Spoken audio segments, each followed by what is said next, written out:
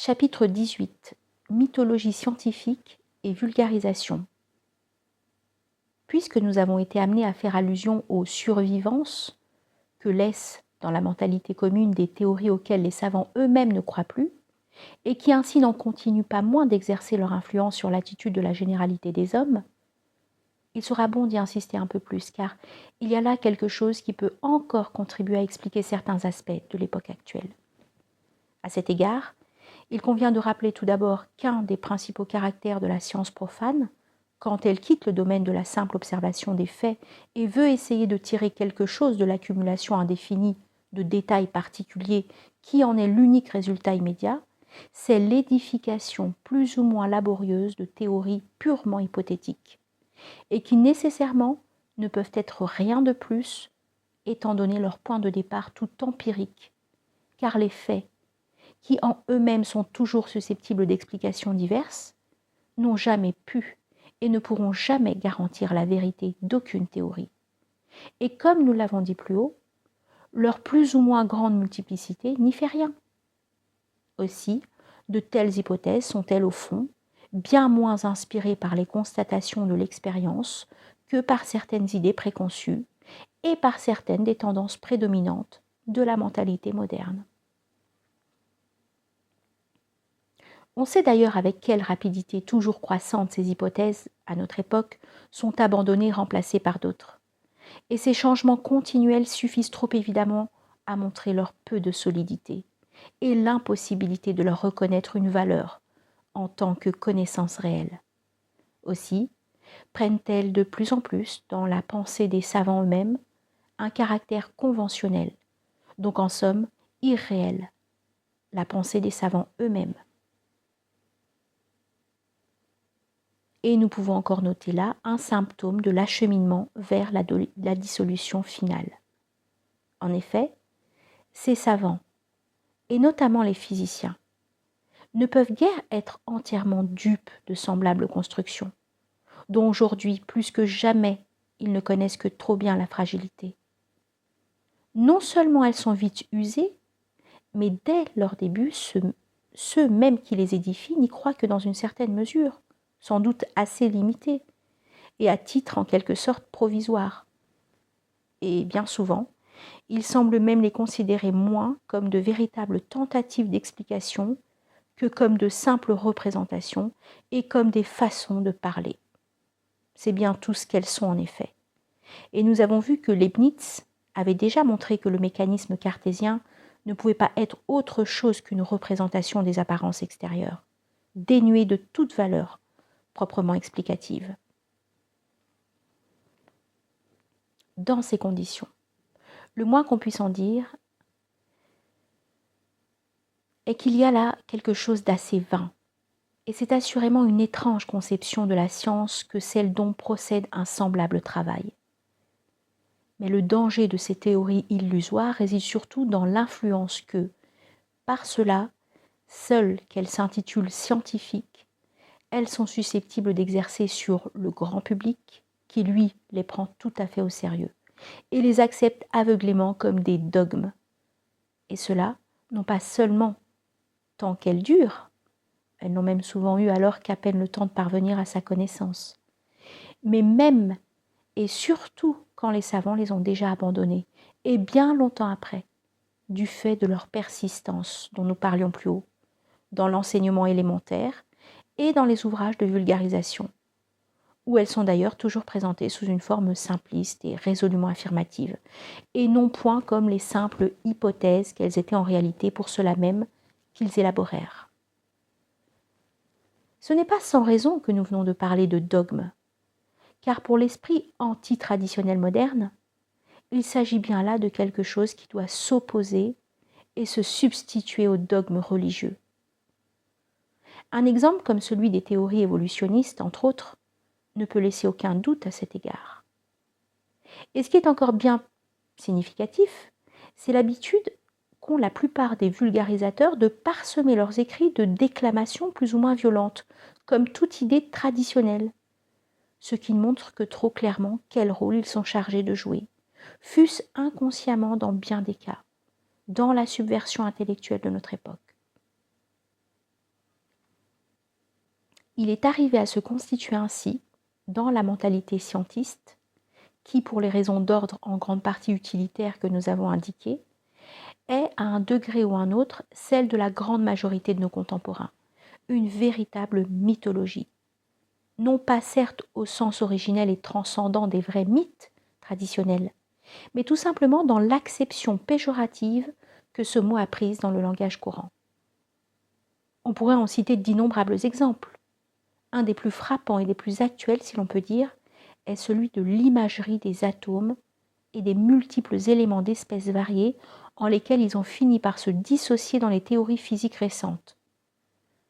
Ce qui fait d'ailleurs qu'ils ne sont plus aucunement des atomes, c'est-à-dire littéralement des indivisibles, bien qu'on persiste à leur en donner le nom en dépit de toute logique. Imagerie, disons-nous, car ce n'est sans doute que cela dans la pensée des physiciens. Mais le grand public croit fermement qu'il s'agit d'entités réelles, qui pourraient être vues et touchées par quelqu'un dont le sens serait suffisamment développé ou qui disposerait d'instruments d'observation assez puissants. N'est-ce pas là de la mythologie de la sorte la plus naïve ?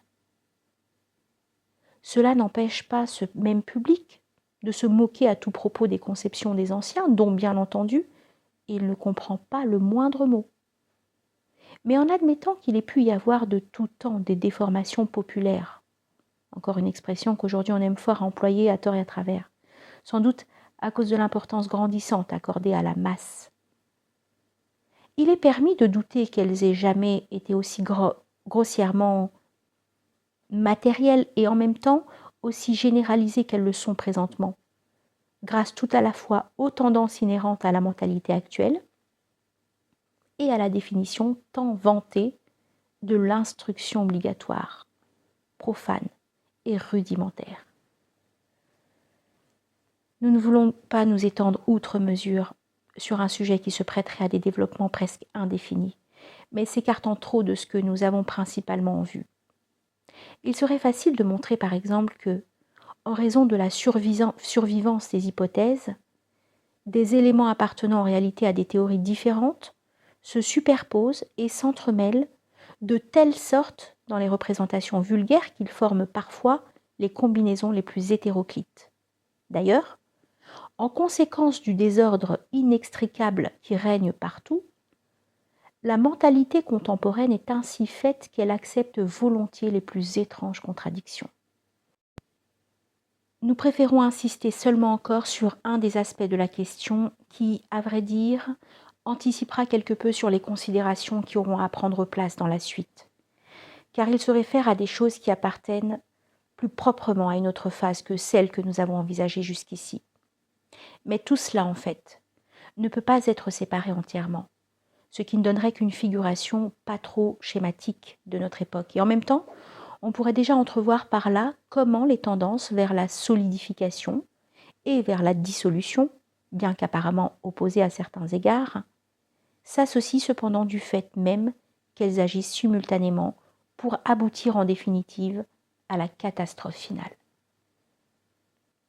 Ce dont nous voulons parler, c'est le caractère plus particulièrement extravagant que revêtent les représentations dont il s'agit quand elles sont transportées dans un domaine autre que celui auquel elles étaient primitivement destinées à s'appliquer.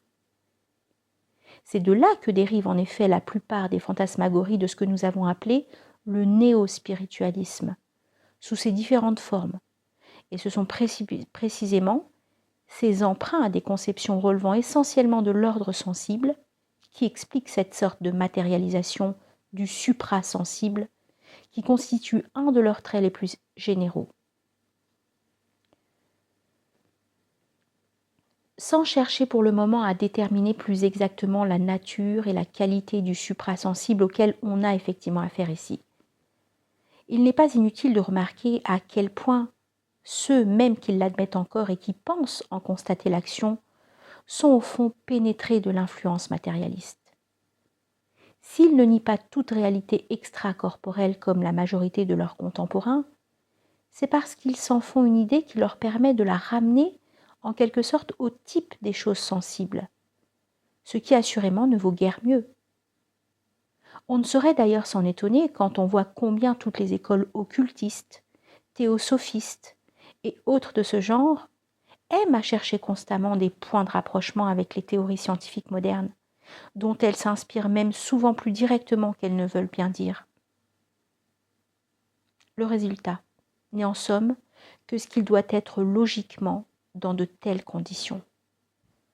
Et on pourrait même remarquer que, du fait des variations successives de ces théories scientifiques, la similitude des conceptions de telle école avec telle théorie spéciale permettrait en quelque sorte de dater cette école en l'absence de tout renseignement plus précis sur son histoire et sur ses origines. Cet état de choses a commencé dès que l'étude et le maniement de certaines influences psychiques, si l'on peut exprimer ainsi, tombaient dans le domaine profane, ce qui marque en quelque sorte le début de la phase plus proprement dissolvante de la déviation moderne. Et l'on peut en somme le faire remonter au XVIIIe siècle, de sorte qu'il se trouve être exactement contemporain du matérialisme lui-même. Ce qui montre bien que ces deux choses, contraires en apparence seulement, devaient s'accompagner en fait. Il ne semble pas que des faits similaires se soient produits antérieurement, sans doute parce que la déviation n'avait pas encore atteint le degré de développement qui devait les rendre possibles. Le trait principal de la mythologie scientifique de cette époque, c'est la conception des fluides divers sous la forme desquels on se représentait alors toutes les forces physiques. Et c'est précisément cette conception qui fut transportée de l'ordre corporel dans l'ordre subtil avec la théorie du magnétisme animal. Si l'on se reporte à l'idée de la solidification du monde, on dira peut-être qu'un fluide est, par définition, l'opposé d'un solide. Mais il n'en est pas moins vrai que, dans ce cas, il joue exactement le même rôle, puisque cette conception a pour effet de corporiser des choses qui relèvent en réalité de la manifestation subtile. Les magnétiseurs furent en quelque sorte les précurseurs directs du néo-spiritualisme, sinon proprement ses premiers représentants. Leurs théories et leurs pratiques influencèrent dans une plus ou moins large mesure toutes les écoles qui prirent naissance par la suite, qu'elles soient ouvertement profanes comme le spiritisme ou qu'elles aient des prétentions pseudo-initiatiques comme les multiples variétés de l'occultisme. Cette influence persistante est même d'autant plus étrange qu'elle semble tout à fait disproportionnée avec l'importance des phénomènes psychiques, somme toute fort élémentaires, qui constituent le champ d'expérience du magnétisme. Mais ce qui est peut-être encore plus étonnant, c'est le rôle que joua ce même magnétisme dès son apparition pour détourner de tout travail sérieux des organisations initiatiques qui avaient encore conservé jusque-là, sinon une connaissance effective allant très loin, du moins la conscience de ce qu'elles avaient perdu à cet égard et la volonté de s'efforcer de le retrouver. Et il est permis de penser que ce n'est pas là la moindre des raisons pour lesquelles le magnétisme fut lancé au moment voulu, même si, comme il arrive presque toujours en pareil cas, ses promoteurs, apparents, ne furent en cela que des instruments plus ou moins inconscients. La conception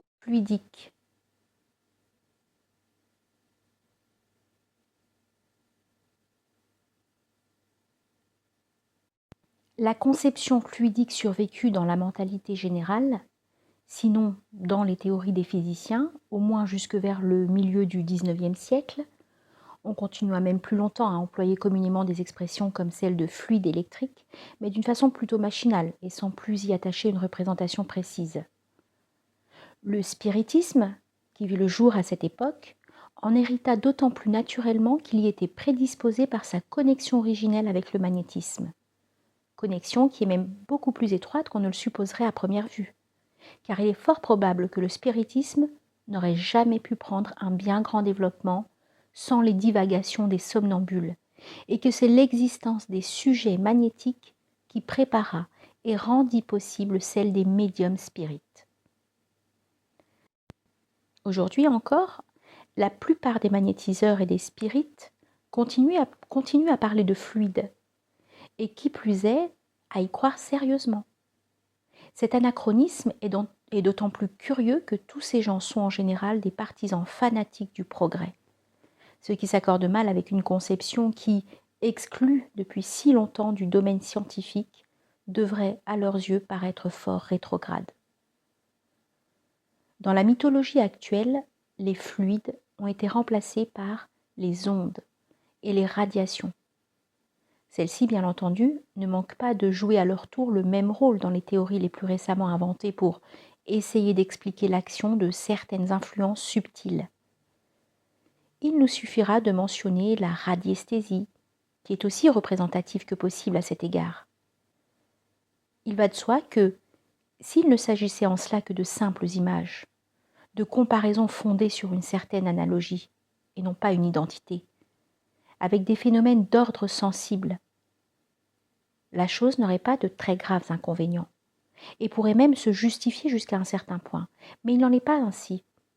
Et c'est très littéralement que les radiesthésistes croient que les influences psychiques auxquelles ils ont affaire sont des ondes ou des radiations se propageant dans l'espace d'une façon aussi corporelle qu'il est possible de l'imaginer. La pensée elle-même, du reste, n'échappe pas à ce mode de représentation. C'est donc bien toujours la même matérialisation qui continue à s'affirmer sous une forme nouvelle, peut-être plus insidieuse que celle des fluides, parce qu'elle peut paraître moins grossière, bien que, au fond, tout cela soit exactement du même ordre et ne fasse en somme qu'exprimer les limitations mêmes qui sont inhérentes à la mentalité moderne, son incapacité à concevoir quoi que ce soit en dehors du domaine de l'imagination sensible. Il est à peine besoin de noter que les clairvoyants, suivant les écoles auxquelles ils se rattachent, ne manquent pas de voir des fluides ou des radiations, de même qu'il en est aussi, notamment parmi les théosophistes, qui voient des atomes et des électrons. En cela comme en bien d'autres choses. Ce qu'ils voient en fait, ce sont leurs propres images mentales, qui naturellement sont toujours conformes aux théories particulières auxquelles ils croient. Il en est aussi qui voient la 4e dimension, et même encore d'autres dimensions supplémentaires de l'espace. Et ceci nous amène à dire quelques mots, pour terminer, d'un autre cas relevant également de la mythologie scientifique, et qui est ce que nous appellerions volontiers le délire de la 4e dimension. Il faut convenir que l'hypergéométrie était bien faite pour frapper l'imagination de gens ne possédant pas de connaissances mathématiques suffisantes pour se rendre compte du véritable caractère d'une construction algébrique exprimée en termes de géométrie, car il ne s'agit pas d'autre chose en réalité. Et remarquons-le en passant, c'est encore là un exemple des dangers de la vulgarisation. Aussi, bien avant que les physiciens n'aient songé à faire intervenir la 4e dimension dans leurs hypothèses, devenues d'ailleurs beaucoup plus mathématiques que vraiment physiques, en raison de leur caractère de plus en plus quantitatif et conventionnel tout à la fois, les psychistes, on ne disait pas encore métapsychistes en ces temps-là, s'en servaient déjà pour expliquer les phénomènes dans lesquels un corps solide semble passer au travers d'un autre. Et là encore, ce n'était pas pour eux une simple image illustrant d'une certaine façon ce qu'on peut appeler les interférences entre des domaines ou des états différents, ce qui eût été acceptable, mais c'est très réellement, pensait-il, que le corps en question était passé par la 4e dimension. Ce n'était d'ailleurs là qu'un début. Et en ces dernières années, on a vu, sous l'influence de la physique nouvelle, des écoles occultistes allaient jusqu'à édifier la plus grande partie de leur théorie sur cette même conception de la 4e dimension.